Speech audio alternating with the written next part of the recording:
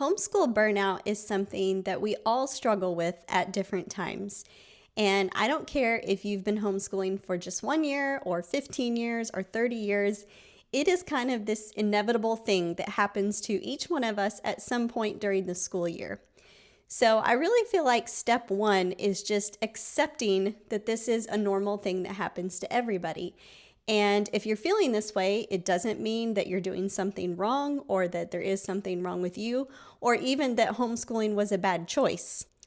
The good news is I do think that there are some steps we can take preemptively to prepare ourselves for this unavoidable feeling of burnout. Hi, I'm Leanne, a homeschool mom of 2 beautiful kiddos and a music educator. Today, I want to share with you 4 ideas that I have as a homeschool mom of things that we can do to get ahead of this feeling of burnout during the school year. Number 1, make sure you are building in regular breaks for yourself throughout the school year. And really, this applies no matter what type of school year schedule you might be following. So I know some people are very traditional. Maybe they school like August to May.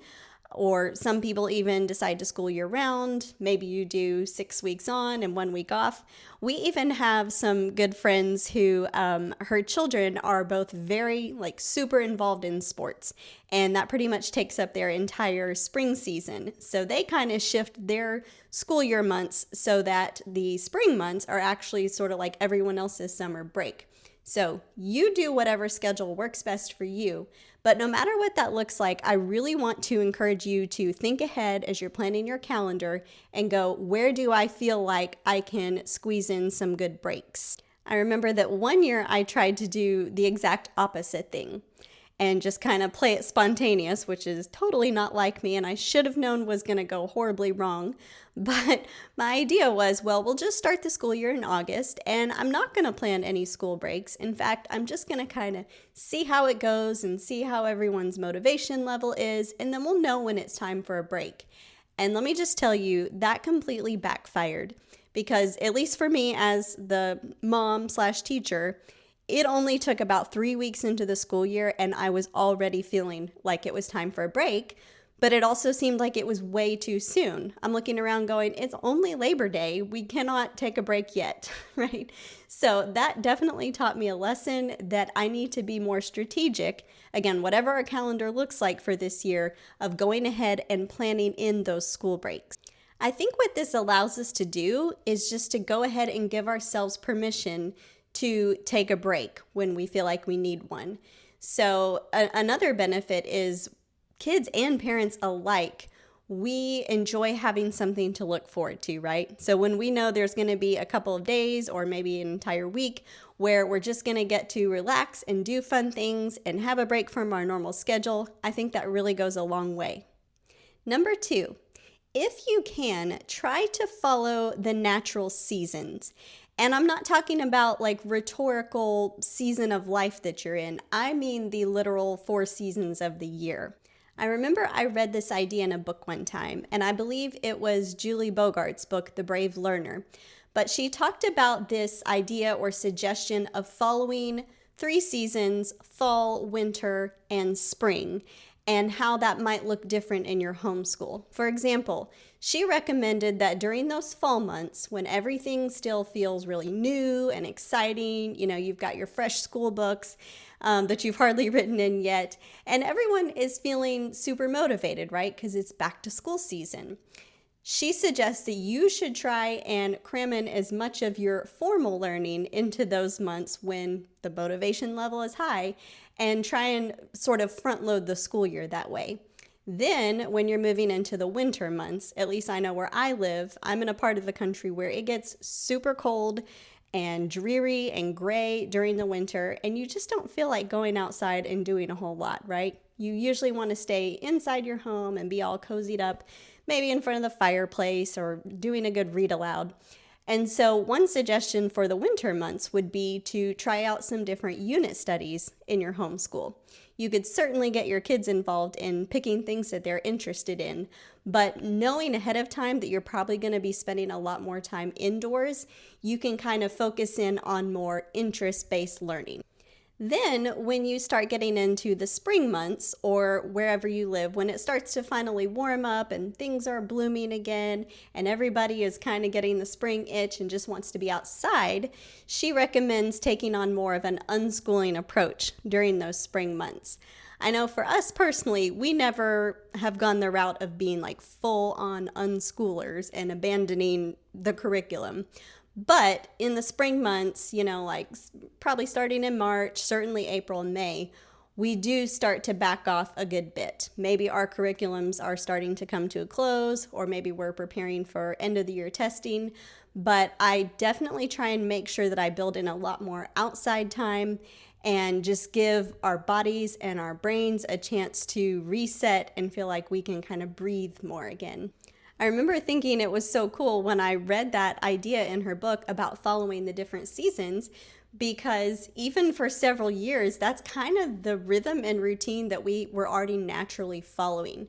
So it was just cool to hear, somebody more official homeschool mom say that this was a good way to approach things. And I definitely think it helps, again, to avoid some of those burnout feelings because you're really just trying to go with the natural seasons. Number 3, change of scenery. I really feel like I cannot emphasize this one enough and how much it can help with burnout feelings.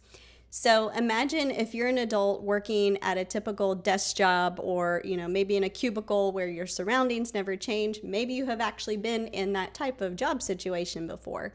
But it is hard to stay really focused and get effective work done when your surroundings just literally look the same all day long, 5 days a week, right? So I think we should take advantage of this, and I want to encourage you, if you have this kind of flexibility, to get out during the homeschool day. It doesn't even have to be leaving your house, although it certainly could be, but just allowing your kids to take their schoolwork to different places in the house, right? There's no reason that your kid can't be on a beanbag chair or outside in the backyard at a picnic table doing their work, right? If you are feeling more adventurous and you have the time and flexibility in your schedule to go out to different places, then I know some of our favorite places to take schoolwork with us would be like a coffee shop or visiting different libraries. And maybe even taking it to a park. You could spread out a big blanket. You can have your different kids come and go, like who's playing, who's sitting with mom doing the schoolwork. Maybe even go to a friend's house and swap doing schoolwork for a couple of hours. I really just want you to think about being creative with it and giving yourself, again, permission that it does not have to be school 5 days a week, all day long, sitting at the desk, right? That is one of the major benefits of homeschooling, is it doesn't have to look just like that. Number 4, and the last way to deal with homeschool burnout, is to arrange a time when you can get together with another mom friend and talk about how you're feeling. I think this one is so important because we all need that sense of community, and sometimes, yes, we can find it online. Other times, we just need somebody in real life that we can talk to. And while yes, hopefully your husband is a good listening ear and you can certainly go to him with your feelings and your concerns, if he is not the one, homeschooling with the kids all day long, he may or may not be able to understand how you're feeling. But I think when you're able to have a real honest conversation with another homeschool mom who just gets you and can kind of listen to your struggles and share with what you're going through, I think that can be really helpful.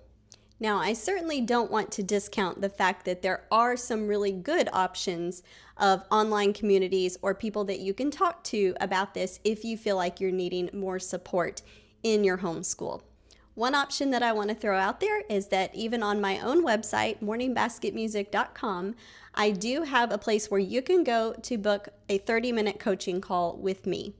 And when this was originally started, it was kind of meant to be more of a music teaching thing, right? If you had bought the Morning Basket Music curriculum, that was a place that you could go to get some kind of one-on-one training with me as a music teacher. But it is certainly not limited to that. So I would encourage you to go check it out. If, again, you're finding yourself in a place where you're really feeling burnt out, you want to continue homeschooling, you just feel like you need some one-on-one encouragement and ideas, I would highly suggest that you go on the website and check that out so you can book a call with me. And I would love to help you out with whatever you're going through and offer some suggestions.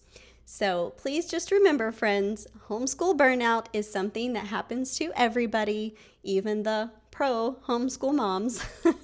And there are these steps that we can take, I believe, to kind of get ahead of those burnout feelings and to still make sure that we're having a successful homeschool year. So if this video has been helpful, please be sure to give it a thumbs up and subscribe to Morning Basket Music for more homeschool encouragement and music tips. Thanks for watching. I'll see you next time.